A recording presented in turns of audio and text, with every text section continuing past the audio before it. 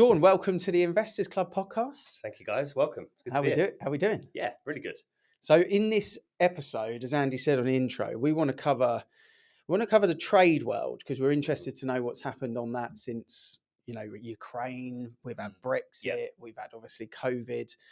But you wear a couple of hats. You're a landlord yourself, and then you've also now decided to kind of leverage some of those profits from the business Yep. into future property investing in some fashion or another. So, looking forward to the convo. But the first thing, how's the trade world?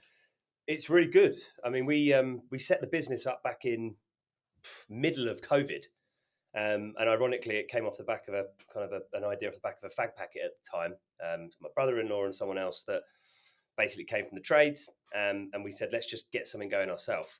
Ironically, at that time, people weren't moving house. They weren't releasing any funds from anything because everyone was kind of scared as to what was going on. Yeah.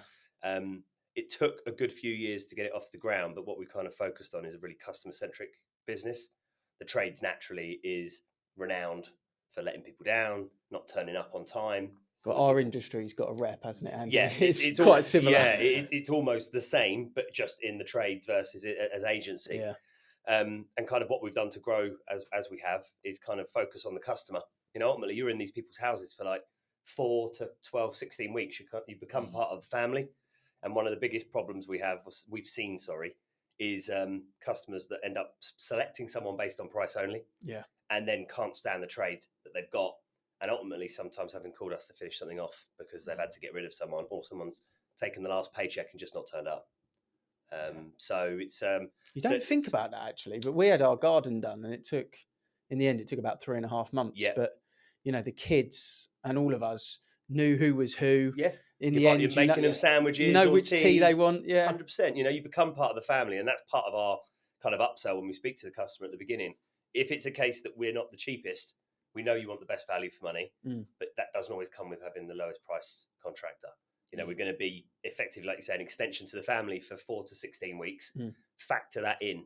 And of course, the operations that we run is the customer centric side is we've got customer success calls with the customer each week. That comes from me or the office team.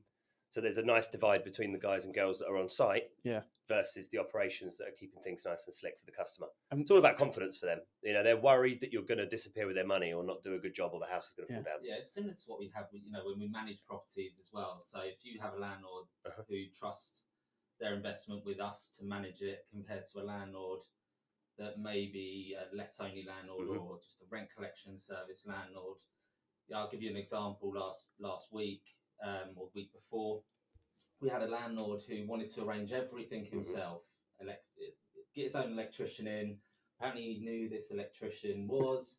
We said, fine, we can't take responsibility because you don't want us to organise it. Anyway, that landlord ended up paying triple, of course, what he would because he got this contractor in, didn't know him, did a shocking job.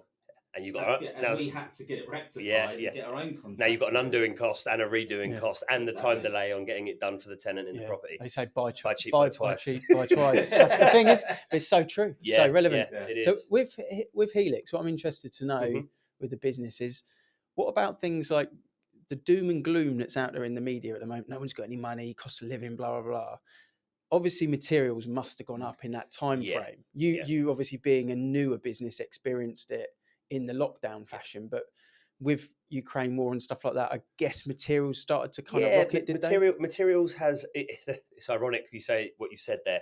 They went up, they stabilized and dropped a little bit, but they never came back down to where it's almost like if the old boys club of selling materials know that they keep it all at one level, then they're probably nicking an extra bit of margin, which is fine. It's just unfortunate that then passes on to the customer. We've had to go through re-quoting people from a £50,000 loft that's now 60,000, and they can't work out. Well, I think we've nicked an extra 10,000. Yeah, you're making no more profit. No, we're making the same profit. It's just that the materials have gone up, and we'll always say to them, go and check with the other 2 quotes that you had before, and comes back that we're in the same ballpark. But the people, honestly, if anything, we grew rapidly over that period. You had more people working from home from COVID, so things like garage conversions, we were doing them by the dozen every few months. And they're great work. We're in and out in 5-6 weeks. You're giving someone an extra whole bedroom or a whole extra office that's separate from the kids running around, doing Zoom calls and kids running in and out. Yeah. And of course, people I think people panic like they do with buying or selling their house. They panic that they can't move, and they go, it's much easier and safer for me to stay and modify my house or develop the house, which is good for them in the long term, because by the time they sell and buy, your stamp duty, your legal fees each side, they're probably in, if they're moving up in the world, they're probably in for 20, 30K plus already. Yeah. Well, that's kind of half the cost of doing a loft conversion, or double the cost of doing a garage conversion. It's probably not a huge difference for just a standalone attached garage on a rental. It's not a massive difference on the rental value, is it? You might add 50 quid. 50 quid a month. 50 quid a month. Yeah. But I guess if it was a bedroom Yeah. or a self-contained home office, Yeah. you're talking another 250, 300 quid. Yeah, maybe. well, exactly. So where we've had real good progress on it is people that are doing it to turn it into service accommodation. Yeah. Because if they don't need to go through the rigmarole of turning it into a HMO, if they go down the service accommodation route, like you say, they're nicking something that's an extra £150 a night. Yeah. And it's an extra bedroom. And if it's filled for half the month, they're making an extra grand. I know quite a lot out of the rentals. I know quite a lot of people that maybe 10 years on us, sort of 50s, where they've got parents that are kind of a little bit older that were in the care homes, and everyone had that horror story around the care homes. Yeah. They wanted to bring their parents out of the care homes. A lot of people were doing the conversions for Oddly, for that. During COVID, we set up an element to our website called Adaptive Living. So it's a mixture of we're working closely with the council for grants for disabled children or adults, relatives, etc. Or the cost of going into a care home when someone doesn't need full-time assisted care is extortionate. Yeah. Well, like you say, if you've got a double garage or a single garage and you want your mum or dad to be with you and they're not in that phase of life yet, then, sell their house, rent it out, release some equity, spend 25, 30K, give them their own little annex, and they can be with you till they're 85, 90, until they need full-time assisted care. Yeah. In which point, you're handing down some money to your grandkids and so on. Free childcare. So, yeah, free child. Amazing. That's what we want. Date nights and cinema nights on Fridays about. Get in. Set up a little baby monitor in there. Win-win. Happy days. So obviously business has been good, and I speak to loads of people in the trades. We talk to a lot of people that are very much like you, that have had strong years in the trade game, and then now looking, right, how do we get into property investing? And I think the shrewd business owner is looking at doing that. A lot of our listeners are those types of people. So I guess without going into the technicality of it, why are you thinking that route? Why have you set up that separate limited company? Yeah, what's your big goal there? First of all, I've already got one of the vehicles that gets us there, which is the ability to do the building work.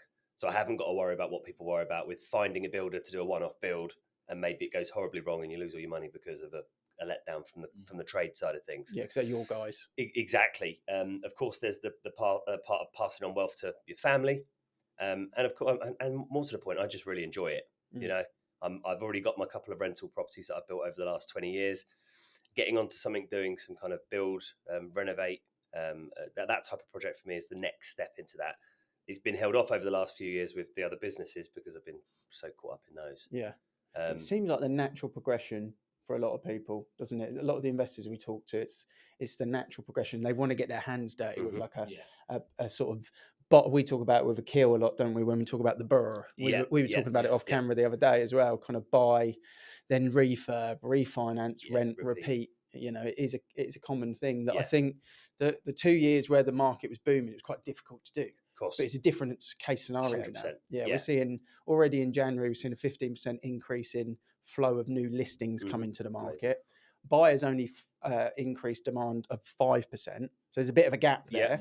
Although there's a lot of sales happening at the moment, but I think they're old buyers that have now got confidence. So it'll be interesting to see if stock levels increase, which means there's opportunities for those type of properties 100%. you're talking about. And of course, like you said, you've got the Burr version. You've then got your kind of rent-to-rent options and service accommodation if it's not a HMO. So there's multiple ways to kind of generate really good revenue streams. And the main thing for me is having that other revenue stream, something that's constant. If you've got the ability to keep and retain the asset, that's obviously amazing. Or if it's something you're flipping and you're making a few quid on, just as good. Yeah, massive thing that we're seeing at the moment, like you said, we're speaking to these investors, is the HMO route because of the returns that you can get from it. So if you can find a gem on the market and you've got that team around you, 100%. and builders and that to come in, and you can make it a cost-effective way of putting money into it and turn it into a 5-6 bed HMO. I've got a friend that's got 6 or 7 of them in Portsmouth, and you know, some of the houses are 4 or 5K a month revenue from either students or corporate lets, and they're filled all the time. But we deal with HMO guy, £1,000 a room. There you go. Yeah. Yeah, it's almost a self-contained annex. Yeah. You know Pete as well, and his of course. his HMO premiers, you know, they are stunning. Yeah. They are. Yeah. I think HMO gets a bit of a bad rep, doesn't it? Like we were talking about bad it's rep. Funny, isn't it? Because it's like HMO. You think about the old HMOs where it was just a box room. It's not a load of rooms in like some sort of shanty town. These are like these are proper setups. Pete's focused on, like you say, that more corporate co-living, or call it the professional let. Yeah. And I think that's kind of also the art form to it. Obviously, Pete's really, really experienced in it, but our aim for doing what we're going to do will be, if you distinguish yourself at a certain level in terms of how you fit them out, how you kit them out, the prices of the room, you'll really cut down the niche of the person that you're looking for. Yeah. And of course, if you've constantly got the whole premises let out by the right standard of person, the word's just going to spread that that's the place to stay versus the other 70% on the market. So you'll instantly be in like a a top tier. You know, good recommendations for people, because the HMO that you've got is being looked after. You've got all the right stuff in there. More than likely, you would never have to market that room because that current person living there or in the other rooms will just recommend someone to come in. It just comes to self-fulfilling prophecy at that point. Occupancy rate of 100% coming in, rental prices still there. Yeah. You break the back of one or two people that are at a corporate, and all of a sudden there's 500 there. They'll be fighting between each other for it because it's the right stand. You know, basic stuff, real high performing internet. You know, those types of things. Desks that have got charging docks on them. They're really small bits, but they make the difference. That's where people were worried about with HMOs, was the void period, not having a room let, and then it doesn't stack necessarily, but it doesn't seem to be the case. And I was on a webinar with a company called 20CI. They do basically all the economic data for like commercial sort of, you know, stats and stuff like that. But one of the things we were talking about was the rentals, and they said the void period, or the length of tenancy, has now increased from an average of 3.1 years to 4.8 years. So picking the right tenant is really important as well, because, you know, that's basically 5 years where you can almost just forget about it. My two places, minus a recent one, the same tenant's been in the Bracknell one from where we both were at Prospect back in the day for the last 6 years. Yeah. And it's basic stuff, letting them decorate, but making sure in the terms that we've got, it goes back to a standard pastel colour. You chose pink or something along those lines. And it's also great because if they're decorating in certain colours, you're keeping the property up to date without actually needing to kind of do anything yourself. Letting them change carpets, again, they're the right types of colours, and just keeping them happy. You know, if something goes wrong, getting it fixed immediately. And that ends up making people stay longer. People only move to go back to somewhere else or to go on to something bigger, really, right? Otherwise, there's no need for them to move. So, we speak about that a lot, don't we? Some music to your ears. Yeah. Well, actually, get it fixed quickly. What? Yeah, absolute dream. How have you found being a landlord over this kind of last 10 years? You know, like I think with one of my tenants, where he was an Uber driver throughout lockdown, you know, we had to have an honest conversation where he's like, look, I can't work. Like I don't have the ability to furlough because I'm sort of self-employed. So, you know, we had to look at things where we effectively did like a 3-month change of rent, and then fair play to him, we did a lower rent, we did 1 month void, then we did a lower rent, and then he paid it back. We did an additional kind of top up with it, but it was just a private agreement that we had where, you know, he's got a family in there. I understood where it was. Interest rates were so low at the time that it was okay for me. I didn't need to make more profit. I didn't lose money other than the 1 month, but then I made it back. So how have you found that as a landlord of two? I mean, over the last 20 years that I've had my places, I think I've had a couple of original nightmare stories, and that was where I'd done agency. I thought I knew everything. I'd done a couple of ASTs from WH Smith's, thinking save everything, and I just had a couple of nightmare tenants. But when I say nightmare, place was wrecked, but cats and God knows what, the cupboard you could open with the grease off your hand. It was horrible. But once I put it through an agency, again, it's all about doing the right thing in the right way. It all costs money, but it actually saves you money in the long term. You know, the times that's happened maybe cost me a couple of grand to remedy it. But that would have been literally, we're talking 15, 16 years ago. Since then, I've had similar instances with my tenants like you've had there.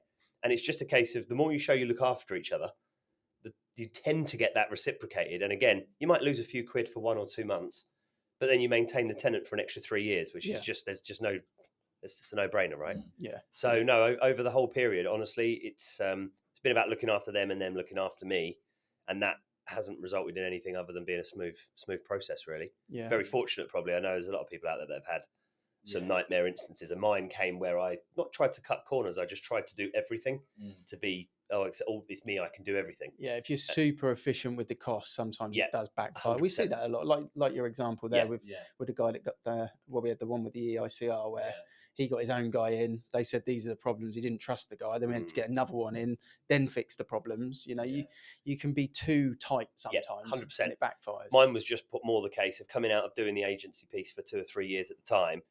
I knew everything to an extent. You know, I could do it all, but what you're not doing is the referencing.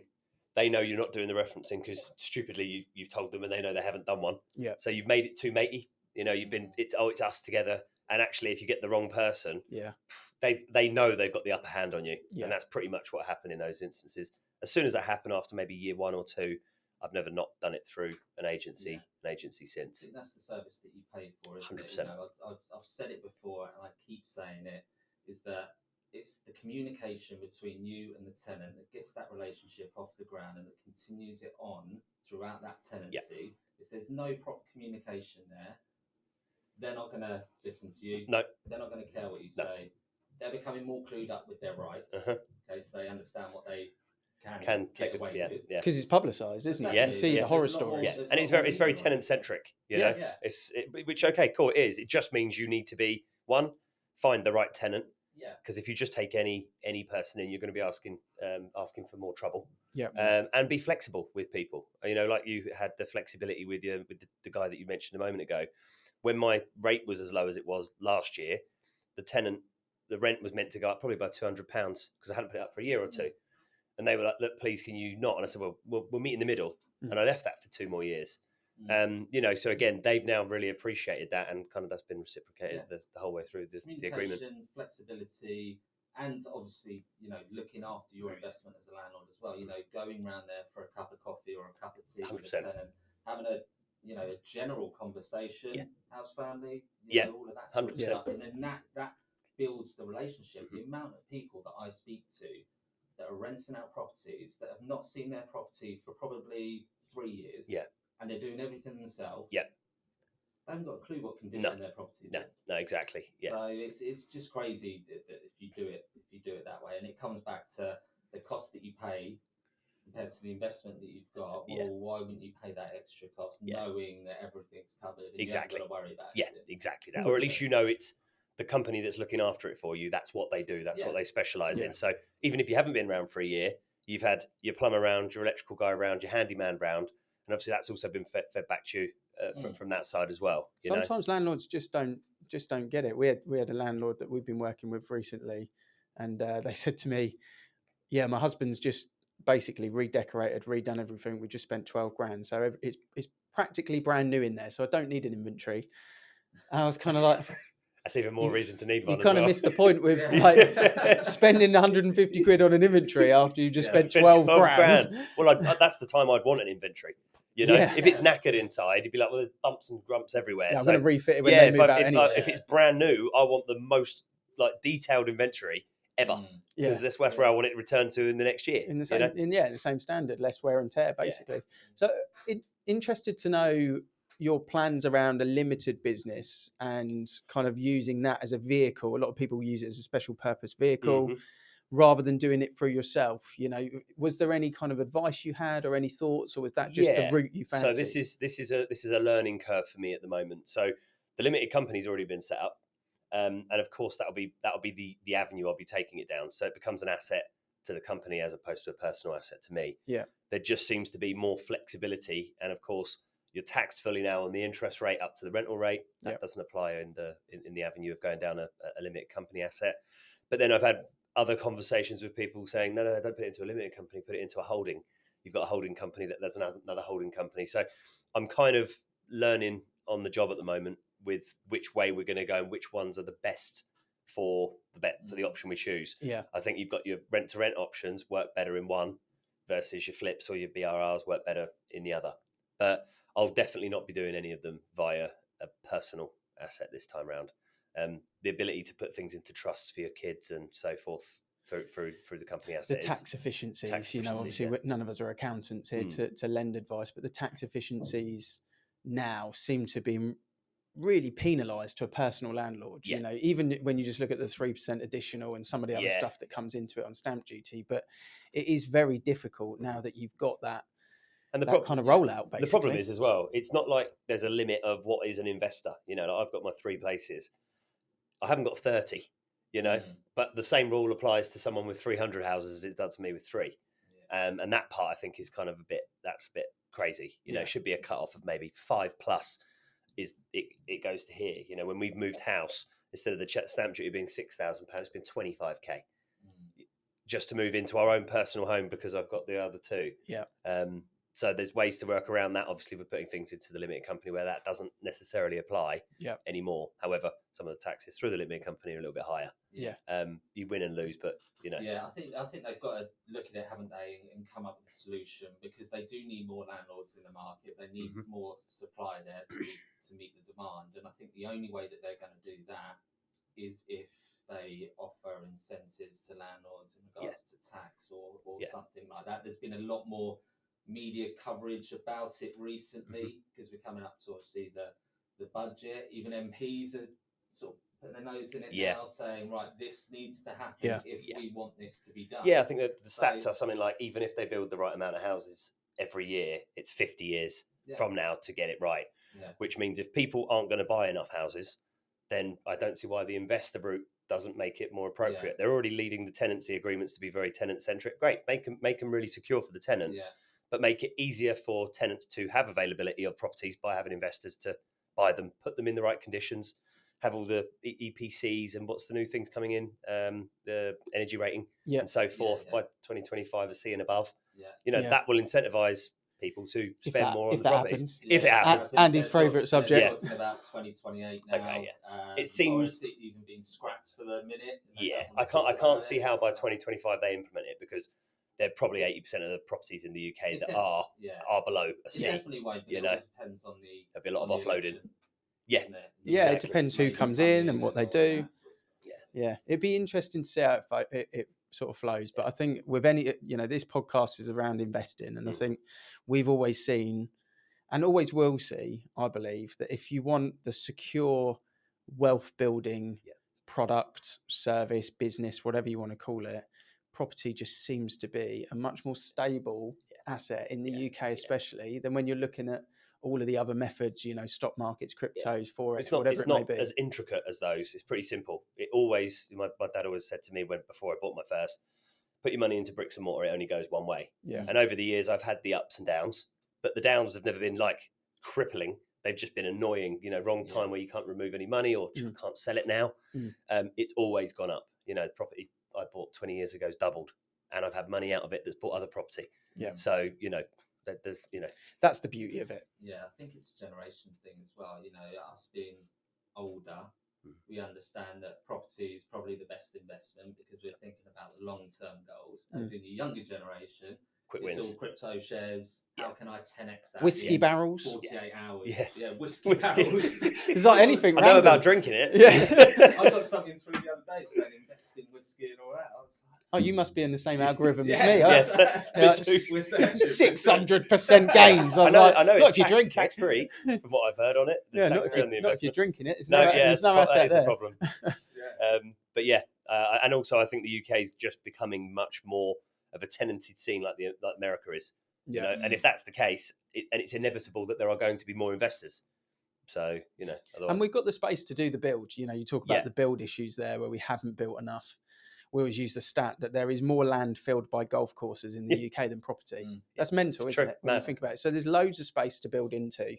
We do need it. I think that the amount of property that we're short is in excess of a whole Birmingham city at the moment, 100%, basically. So, that's crazy. And it's why demand has been so high. But the tenant market at the moment, it's very difficult with the tenants at the moment. They're in a real bum fight to try and find good properties, good landlords. And that won't change unless they ease it up for landlords. And it just keeps the whole cycle going. Because if the tenants are future first-time buyers and we're trying to benefit the first-time buyer, we're making it so expensive to rent that you they're don't get never the going to be first able time to buyers. save enough to be a buyer. Yeah. Which is, I suppose, one of the things we've got to consider. Is that the underlying driver that the country's looking for? Are they looking for it to be a tenanted only market eventually? Hence, doing that, makes it that. If they're renting and they can't get off the ladder because they can't because they can't save, then it's impossible. Kind of where they are. What's the next big plans for Helix? Is it kind of, have you got different ideas, or are you kind of quite happy staying in the lane at the moment? I think where we've grown, we've kind of doubled from year before last and then doubled again last year.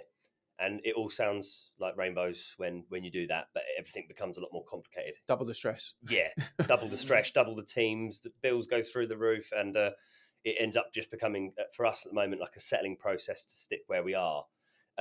The kind of the HMO or the flips or the BRRs will be another avenue for what we're looking to do. We would love to eventually get into getting hold of some land. That's probably going to be working alongside some JVs with some investors to obviously get the purchase of the land rolling. Because we've got the facility to take on and do the builds. Yeah, that would be amazing. If we had an element to Helix, which was more the home renovation side, and then a small development company. That's kind of been a dream of mine since buying my first place or working at Prospect 20 years ago. Yeah, land or commercial units into resi and things like that. Seems anything that basically you can kind of be immersed in the project and see it growing, see it developing. That's kind of a cool lifestyle and work balance for me. Yeah, sounds good.